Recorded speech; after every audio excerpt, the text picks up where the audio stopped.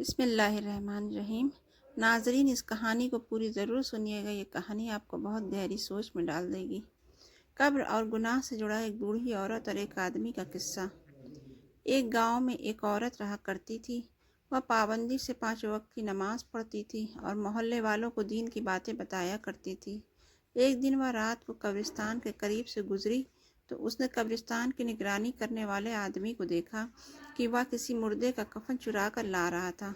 یہ دیکھ کر وہ عورت دنگ رہ گئی اور سوچنے لگی کہ جب میں مروں گی یہ آدمی میرا کفن بھی چرا لے گا۔ یہ سوچ کر وہ اپنے گھر گئی اور اگلے دن 500 روپے لے کر واپس اسی جگہ لوٹی۔ اس نے قبرستان کی نگرانی کرنے والے آدمی کو 500 روپے دیتے ہوئے کہنے لگی کہ دیکھو یہ روپے رکھ لو اور میرے مرنے کے بعد میرا کفن مت چرانا۔ یہ سن کر وہ آدمی چونک گیا اور بڑا شرمندہ ہوا کہ اس کا پردہ فاش ہو گیا۔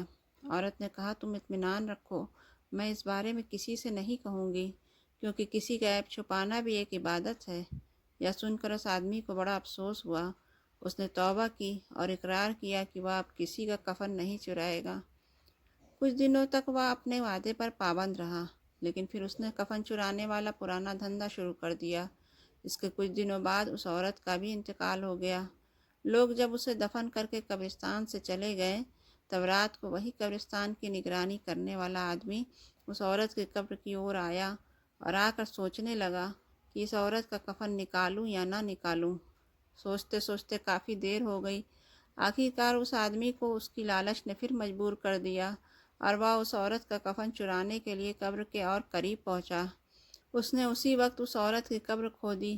قبر کھودنے کے بعد جیسے ہی اس عورت کی لاش نظر آئی تو وہ ڈر کے مارے کانپ گیا۔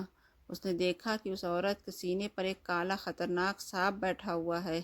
اس کی گھبراہٹ دیکھ کر ایک آواز آئی، اے انسان، تو نے وعدے کے باوجود پھر ایسی حرکت کی؟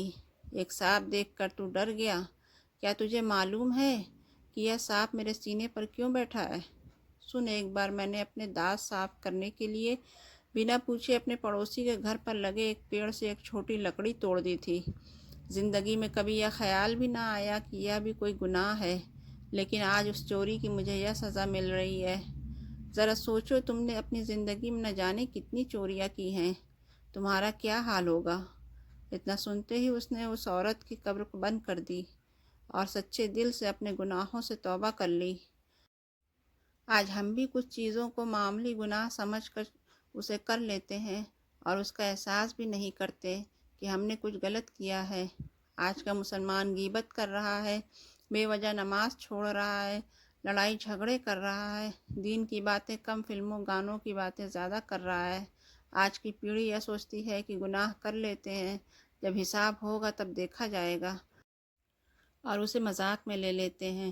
آج ہمیں بڑے سے بڑا گناہ کرنے پر رتی بھر بھی افسوس نہیں ہوتا، تو پھر قبر میں ہمارا کیا ہوگا؟ یہ سوچنے والی بات ہے۔ بہرحال اللہ سے ہر وقت اپنے کیے گناہوں کی معافی مانگو اور کوئی بھی گناہ چاہے چھوٹا ہو یا بڑا وہ کرنے سے بچو۔ میری بہنوں، آپ کو اس کہانی سے کچھ علم حاصل ہوا ہو تو ویڈیو کو شیئر ضرور کریں اور ایسی اور کہانی کے لیے چینل کو سبسکرائب بھی کر لیں۔ شکریہ۔